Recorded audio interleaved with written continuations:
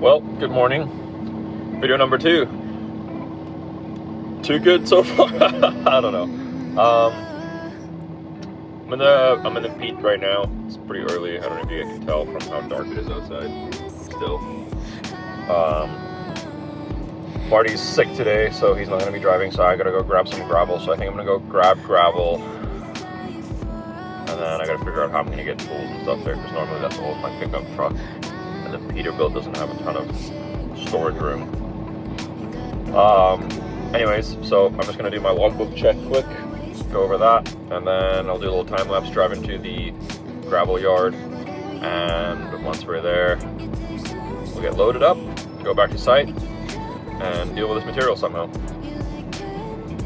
Just take along for the ride. You taste so sweet, I can't help myself. You like candy, you like liquid honey. Oh,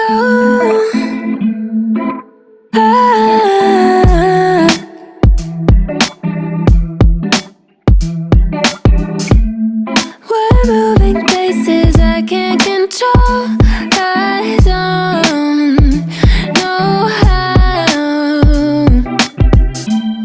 to be without you. I don't feel whole. Look what you've done to me now. Well, here we are. You got a body like a model. Pulling in some gravel. Hey, good morning there. Could I get 8 tons of 3/4? And baby, you can have whatever you want. You taste so sweet, I can't help myself. You like candy, you like liquid honey. You taste so sweet, I can't help myself. You like candy, you like liquid honey. You like liquid honey. You like liquid honey. No. Get our beacon going here. They've changed this rock pit around so much lately, and with me not being the main driver anymore, every time I come here it's like, good grief, where do I go and why do I go there?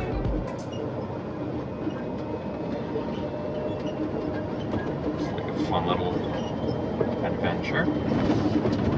Alright, I am going to get him to load me in a manner so that the material is on the right hand side, because if you recall the video from yesterday, the material kind of sits a little bit on the left of the box, and I want it on the right side of the box. Granted, I'm probably gonna just go dump this. One and done dump. Dump my airbags here. Oh, there it is.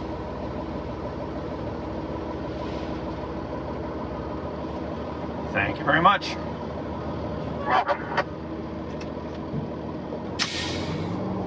Alright, let's go back to the scale.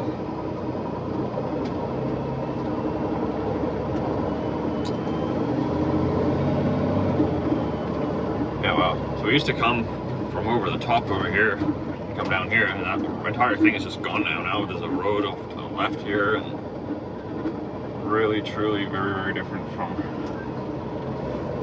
when I was here last.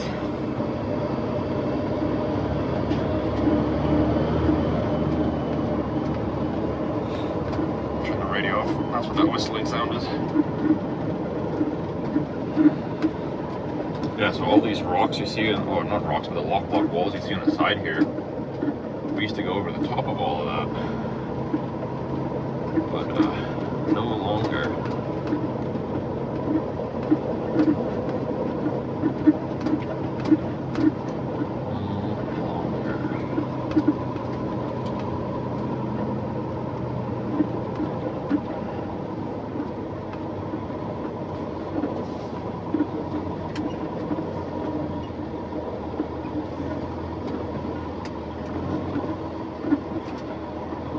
Scale up. I'm gonna run into the scale house quickly.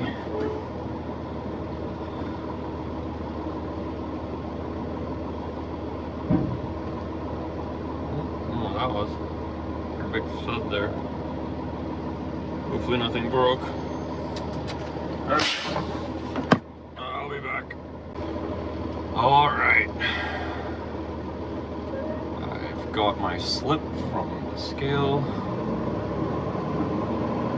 And we're gonna head to site now. So I'll probably not film for that because you saw the drive here and it's not any more exciting going back. So, see you in a bit. Okay, well, I've done some machine work here. I'm just sitting in the skid steer right now, letting it warm up a little bit.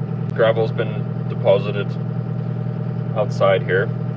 I'll set the camera up in a bit and then we'll do a bit of a a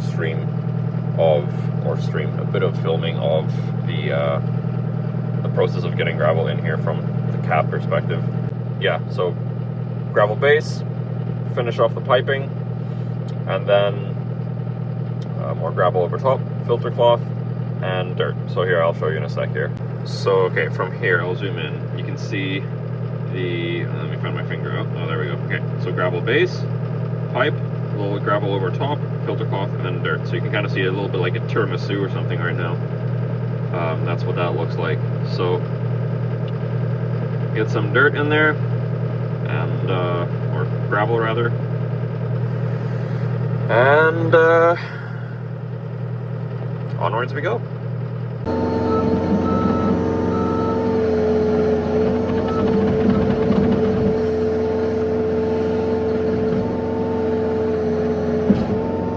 I'm admittedly not super used to this skid steer. Holy. Generally we run a Cat 259D. And it's a little bit smoother than the old Deere.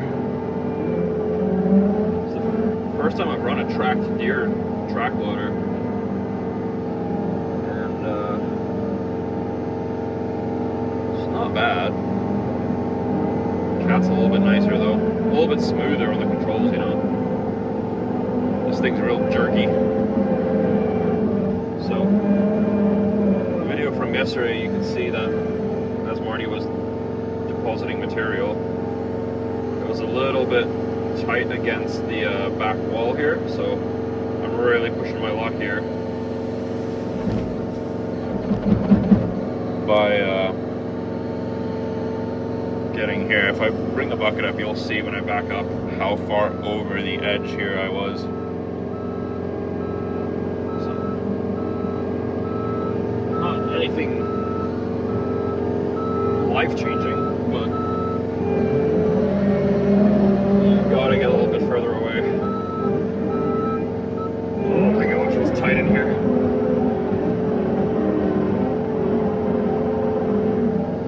One of those jobs where one of the power wheelbarrows that you walk behind.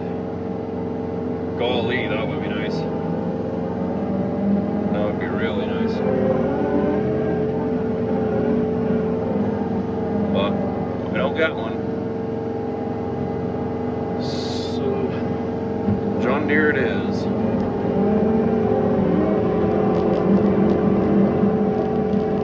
And I'm giving myself a whole lot of raking work. Grooming to clean up here.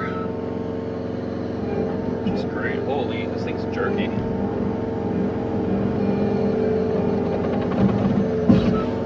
There we go. See if I can turn a little smoother than last time. Not really.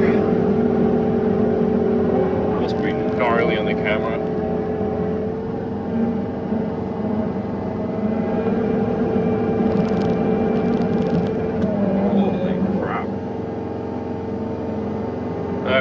That's it. And just like that, we're back in the Mini. I'm gonna use this quickly too. I'm admittedly gonna have to hand bomb most of the gravel down there in terms of getting it leveled out. But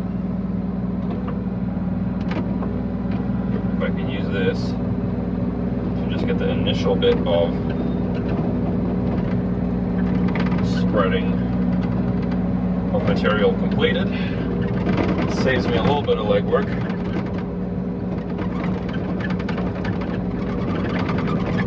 Alright.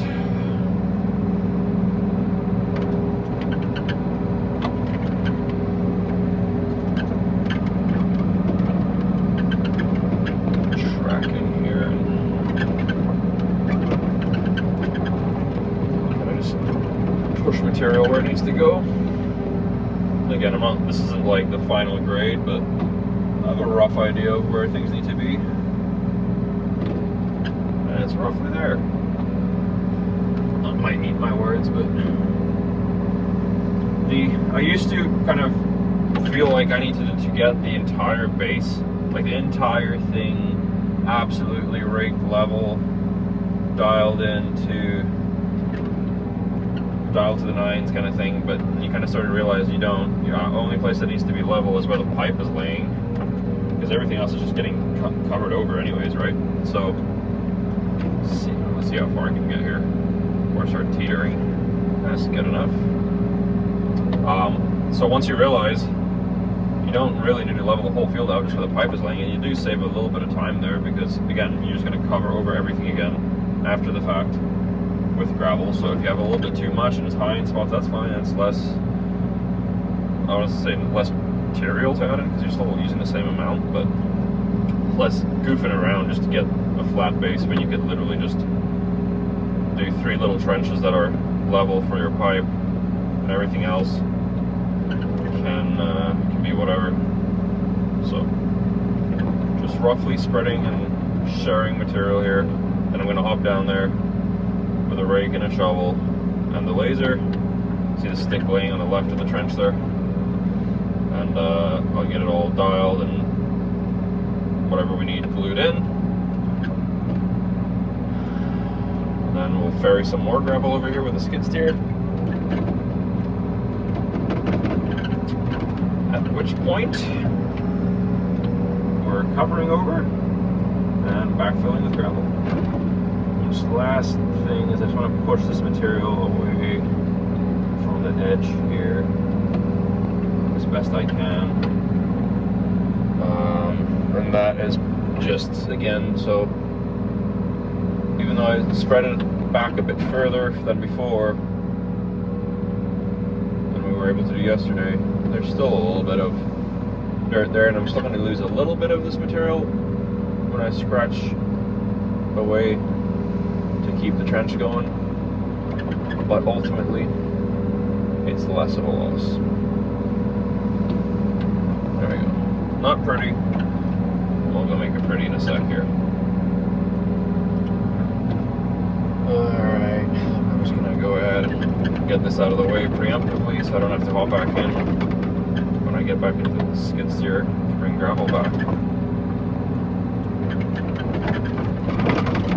The septic system on this site is being done because the homeowners at the moment are wanting to sell, or their house is on the market rather. The home inspector is here at the moment doing his walk around, the realtor's here as well doing his walk around, and the buyers, potential buyers, will be here later today as well. So, trying to get things somewhat,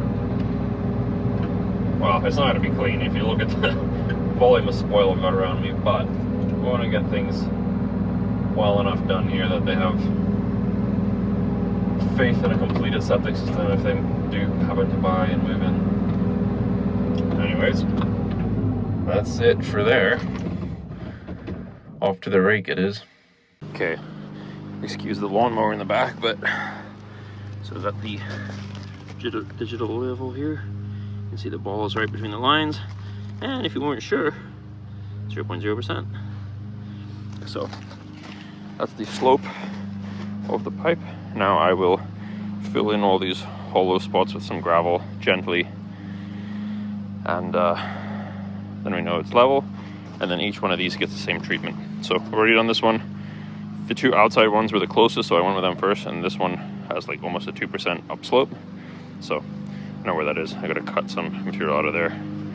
So I'll do that quick and then dig out again. Seems kind of tedious doing it this way, but I am a one-man show at the moment, and that is one of the better ways to do this.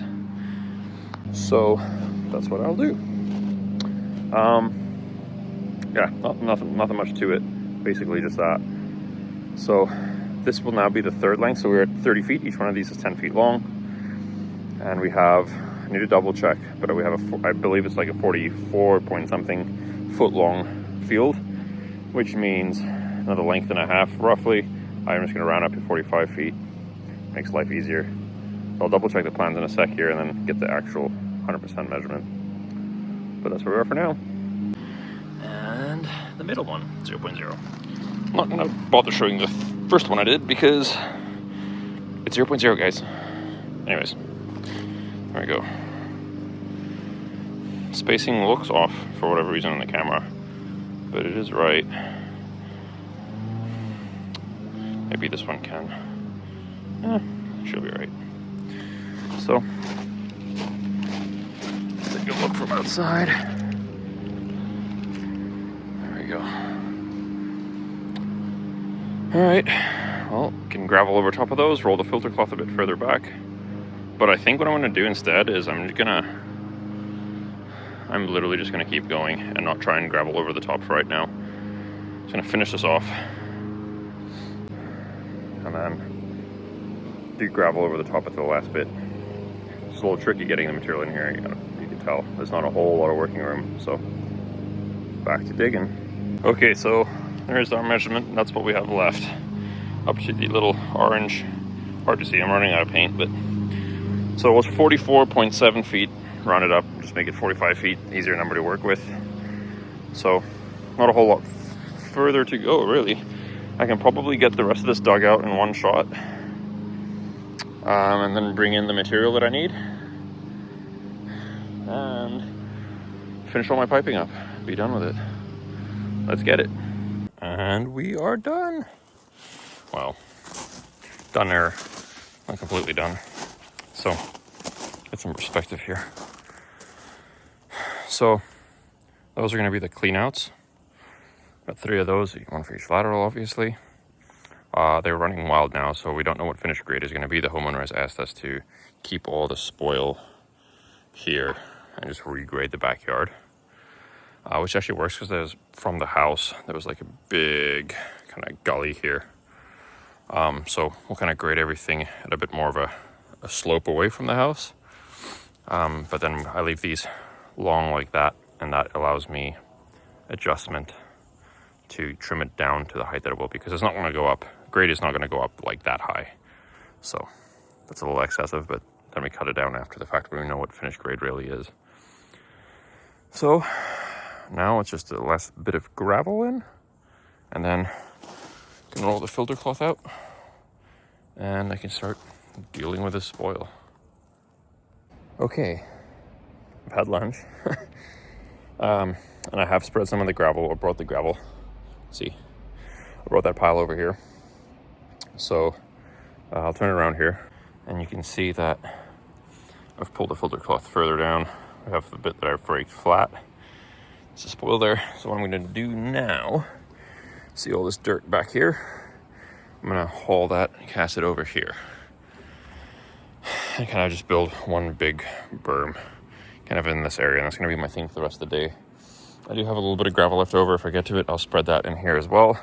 I could probably get to about here with the gravel I have, and there is a little bit more left around the corner here where I've been picking it up with a skid steer. But I think, because it's getting closer to the end of the day now, that I'm better off just trying to clean this up and expedite the process for cleanup tomorrow and backfill tomorrow. So tomorrow I just got to grab a riser for the distribution box, some speed levelers, which I'll show you what those are, another riser for the tank. See, the one tank lid is still below grade there, so that needs a bit of a riser to it still. And then the distribution box is in that hole back there. But if we could get all of this mounted in here, then I can hop in the skid steer tomorrow and essentially bulldoze all this material back and pull it back with a skid steer, because that works a lot quicker than the 35 does at moving dirt. So that's the plan. So I don't know if you guys can see right here, and in the last video, this little thing evolved. Oh, one sec. Here you can see this little thing here, and I think it was on this side for the last video. But it's for the camera mount. I got like this anti-vibration attachment, because I wasn't sure how good the camera's internal stabilization would be. But as it turns out, the mount actually almost makes things worse, because rubber posts that are supposed to, I presume, get rid of the vibration coming through whatever the mount is attached to. But all it ends up doing is actually creating like a bouncing suspension system that almost causes more bounce from the camera. So I'm gonna get rid of that. I just need an Allen key, which I don't have with me right now, to be able to remove it. But in the next video, that thing should be gone. So if it's bugging you, don't worry, it's bugging me too, and it will be going away. Kind of really notice it with the skid steer, the footage in the skid steer there, where it's super bouncy, and then that's what that's from. Is from the, well, I'm assuming that's what that's from. Anyways, just doing some backfill here, so I'm gonna probably put it on a bit of a time lapse. I've got 2 bars of fuel left. Should get me to the end of the day here, and hopefully tomorrow is the last day and we're able to finish off and move on to the next system.